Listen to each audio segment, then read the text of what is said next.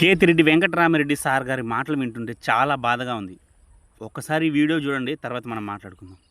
నేను 9లో గెలిచాను, 14లో ఓడిపోయినాను, 19లో గెలిచాను, 24లో ఓడిపోయాను. I never got that much disappointed ఈసారి అయినంతగా.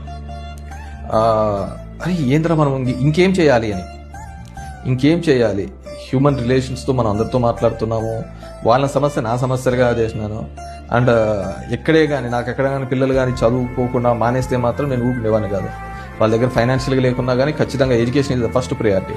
ఆ విధంగా చేసినాము. చెయ్యందంటూ ఏంది లేదు, అన్నీ చేసినాము. బట్ ఏమి చేస్తే మారుతారు? సార్ నమస్తే సార్, బాధపడకండి సార్. మీరు ప్రజలకి ఒక తల్లి తండ్రిలా మీ వల్ల అయినంత వరకు ఏం చేయాలో అన్నీ చేశారు సార్. కానీ ప్రజలు అలా కాదు కదా సార్, దాన్ని గుర్తుపెట్టుకోలేరు సార్. ఎందుకంటే ఊరికే వచ్చిన దానికి విలువ యాడ్ ఉంటుంది సార్.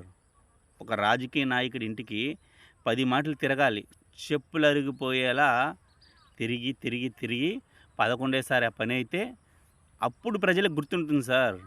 మీరు వచ్చిన వెంటనే వాళ్ళ ప్రాబ్లమ్ సాల్వ్ చేస్తున్నారు, వాళ్ళకి ఎలా గుర్తుంటుంది సార్?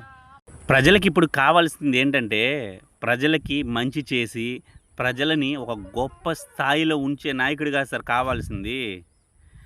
గోరంత చేసి కొండంత చెప్పుకునే నాయకులు ఉంటారే, అలాంటి వాళ్ళే ఇప్పుడు ప్రజలకు కావాలి సార్.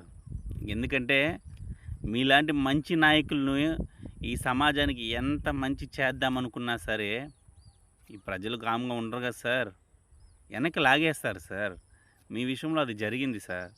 మీరు ఓడిపోవడం ఏంటి సార్? అది తెలిసిన రోజు అసలు నిజంగా ఈ ప్రజాస్వామ్యంలో ఒక గొప్ప వ్యక్తి ఓడిపోయారనే భావన అయితే నాకు కలిగింది sir. Love you sir Kethireddy sir.